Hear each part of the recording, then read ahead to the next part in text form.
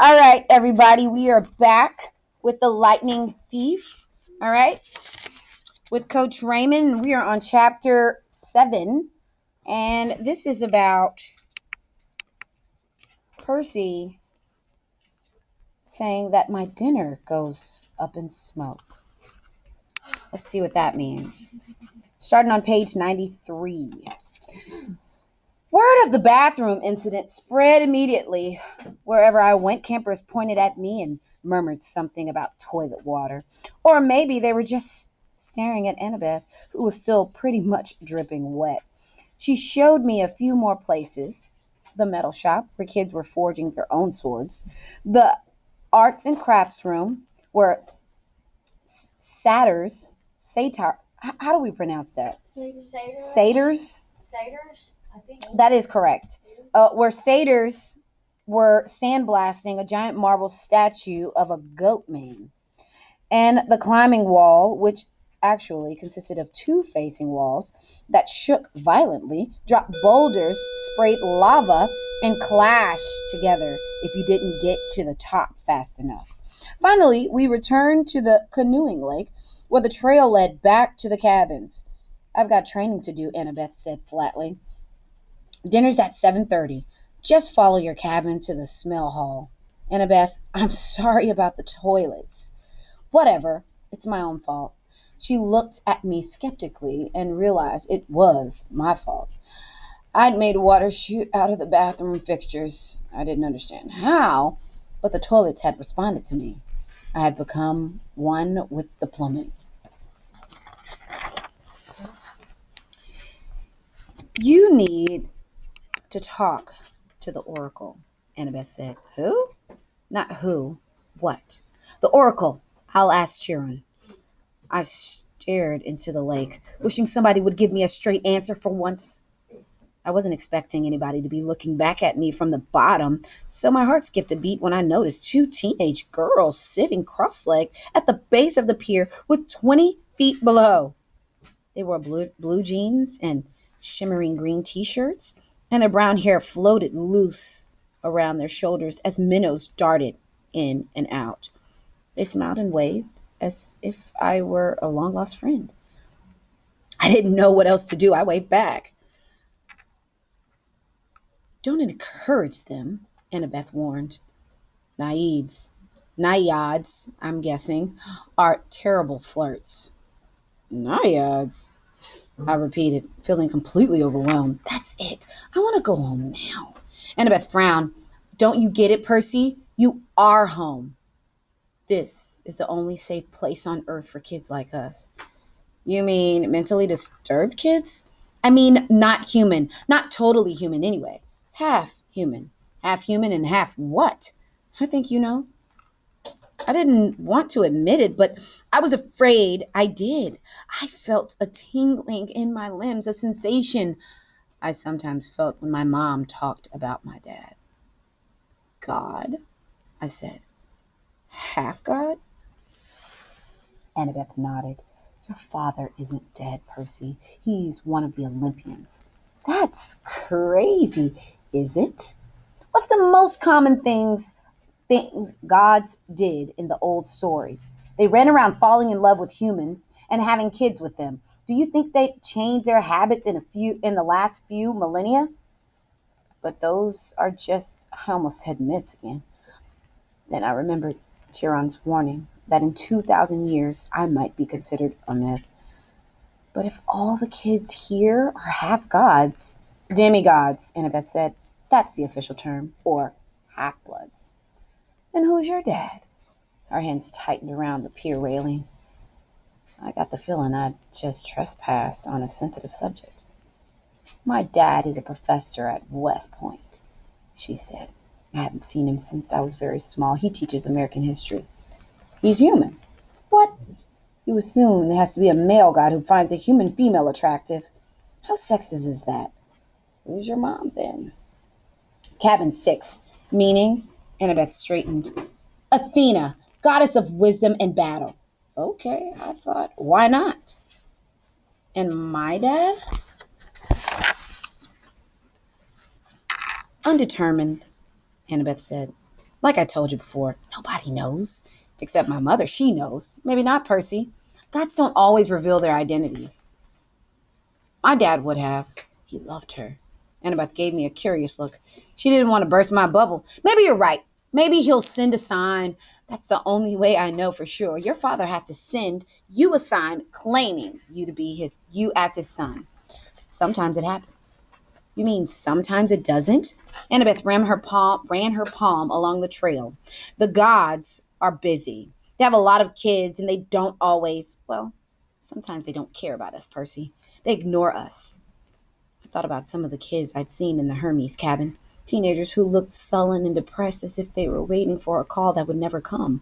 I'd known kids like that at Yancey Academy, shuffled off to boarding school by rich parents who didn't have the time to deal with them. But gods should have been better. So I'm stuck here. I said, that's it, for the rest of my life. It depends, Annabeth said. Some campers only stayed the summer.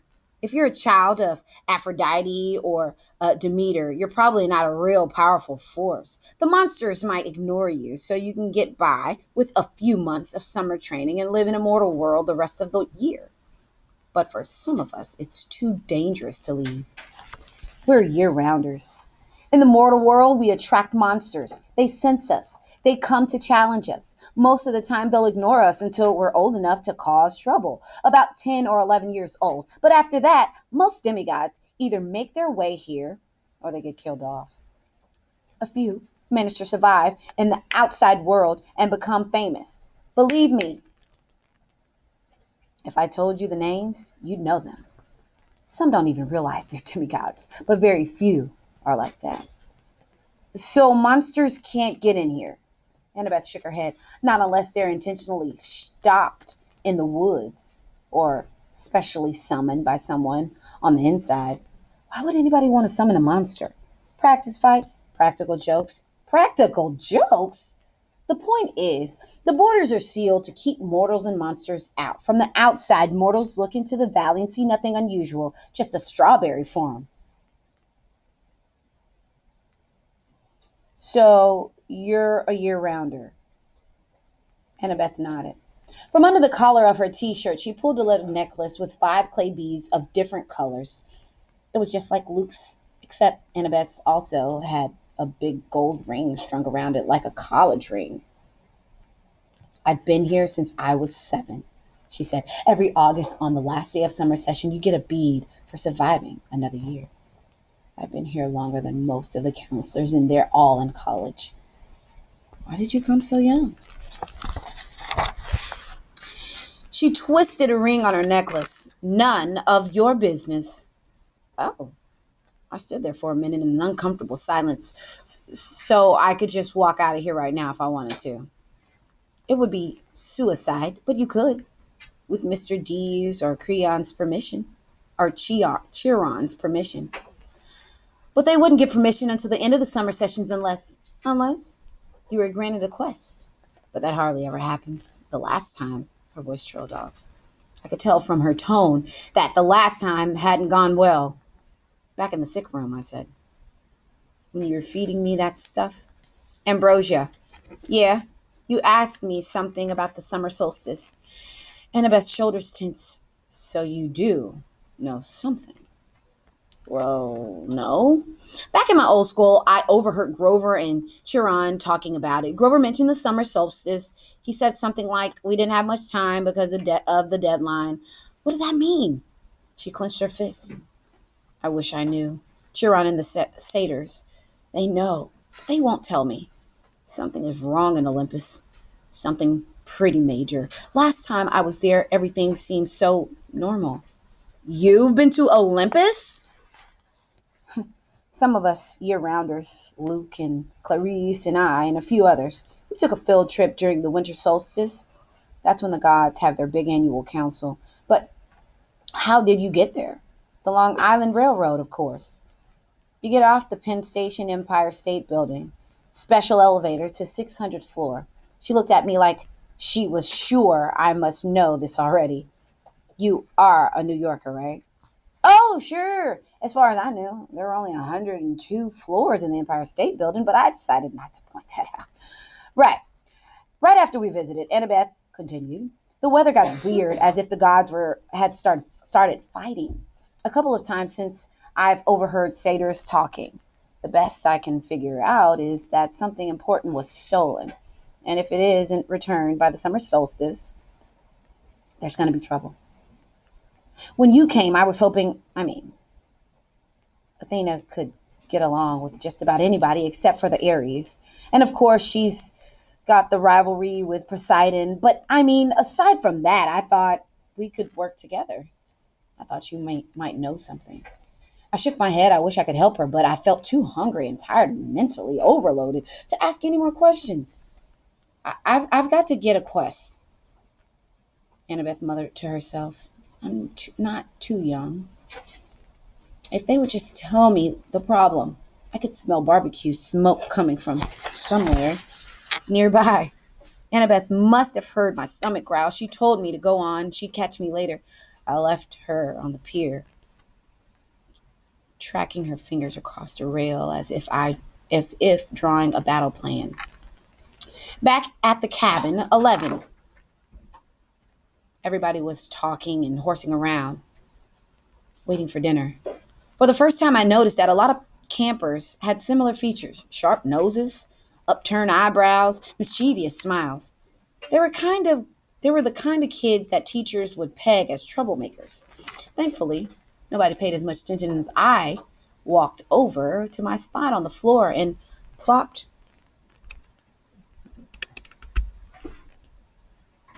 Oh, okay. And plopped, where am I at? Sorry. Down with my miniature horn. The counselor, Luke, came over. He had the Hermes family resemblance too. It was marred by the scar on his right cheek, but his smile was intact. Found you a sleeping bag, he said, and here, I stole you some toiletries from the camp store. I couldn't tell if he was kidding about the stealing part. I said, thanks. No, prob. Luke sat next to me, pushed his back against the wall. Tough first day? I don't belong here, I said. I don't even believe in gods. Yeah, he said. That's how we all started. Once you start believing in them, it doesn't get any easier. The bitterness in his voice surprised me because Luke seemed like a pretty easygoing guy. He looked like he could handle just about anything. So your dad is Hermes? I asked. He pulled a switchblade out of his back pocket, and for a second I thought he was going to gut me, but he just scraped the mud off the sole of his sandal. Yeah, Hermes. The wing-footed messenger guy. That's him. Messengers, medicine, travelers, merchants, thieves. Anybody who uses the roads. That's why you're here. Enjoying Cabin 11's hospitality. Hermes isn't picky about who he sponsors. I figured Luke didn't mean to call me a nobody. He just had a lot on his mind. You ever meet your dad? I asked. Once. I waited, thinking that if he wanted to tell me, he'd tell me. Apparently he didn't. I wondered if the story had anything to do with how he got his scar. Luke looked up and managed a smile. Don't worry about it, Percy. The campers here, they're mostly good people. After all, we're extended family, right? We take care of each other. He seemed to understand how lost I felt, and I was grateful for that, because an older guy like him, even if he was a counselor, should have steered clear of an uncool middle schooler like me. But Luke had welcomed me into the cabin. He'd even stolen some toiletries, which was the nicest thing anybody had ever done for me all day. I decided to ask him my last big question. The one that had been bothering me all afternoon. Clarice from Aries was joking about me being big 3 material. Then, Annabeth, twice. She said I might be the one. She said I should talk to the oracle. What is that all about? Luke folded his knife. I hate prophecies. What do you mean? His face twitched around the scar. Let's just say I messed things up for everybody else. The last 2 years, ever since my trip to the Garden of the Hesperides went sour. Chiron hasn't allowed me any more quests. Annabeth's been dying to get out into the world. She pestered Chiron so much, he finally told her he already knew her fate. He had a prophecy from the oracle. He wouldn't tell her the whole thing, but he said Annabeth wasn't destined to go on a quest yet. She had to wait until somebody special came to the camp. Somebody special? Don't worry about it, kid. Luke said Annabeth wants to think every new camper who comes through here is the omen she's been waiting for. Now come on, it's dinner time. The moment he said it, a horn blew in the distance. Somehow I knew it was a conch shell, even though I'd never heard one before. Luke yelled, 11! Fall in! The whole cabin, about 20 of us, filed into the commons yard. We lined up in the order of seniority, so, of course, I was dead last. Campers came from the other cabins, too, except for the 3 empty cabins at the end, and the cabin 8, which had looked normal in the daytime, but was now starting to glow silver as the sun went down. We marched up the hill to the mess hall pavilion. Satyrs joined us from the meadow. Naiads emerged from the canoeing lake. A few other girls came out of the woods, and when I say out of the woods, I mean straight out of the woods. I saw one girl, about 9 or 10 years old, melt from the side of the maple tree and come skipping up the hill. In all, there were maybe 100 campers, a few dozen satyrs, and a dozen assorted wood nymphs and naiads. At the pavilion, torches blazed around the marble columns. A central fire burned in the bronze brazier the side of a bathtub. Each cabin had its own table, covered in white cloth trimmed in purple. 4 of the tables were empty, but cabin 11 was way overcrowded. I had to squeeze onto the edge of the bench with half my butt hanging off. I saw Grover sitting at table 12 with Mr. D, a few satyrs, and a couple of plump blonde boys who looked just like Mr. D. Chiron stood to one side, the picnic table being way too small for the centaur. Annabeth sat at table 6 with a bunch of serious-looking athletic kids, all with her gray eyes and honey blonde hair. Clarice sat behind me at Aries' table. She'd apparently gotten over being hosed down because she was laughing and belching right alongside her friends. Finally, Chiron pounded his hoof against the marble floor of the pavilion, and everybody fell silent. He raised a glass. To the gods! Everybody else raised their glass. To the gods! Wood nymphs came forward with platters of food. Grapes, apples, strawberries, cheese, fresh bread, and yes, barbecue. My glass was empty, but Luke said, speak to it. Whatever you want, non-alcoholic, of course. I said, cherry Coke? The glass filled with sparkling caramel liquid. Then I had an idea. Blue cherry Coke. The soda turned a violent shade of cobalt. I took a cautious sip. Perfect. I drank a toast to my mother. She's not gone, I told myself. Not permanently, anyway.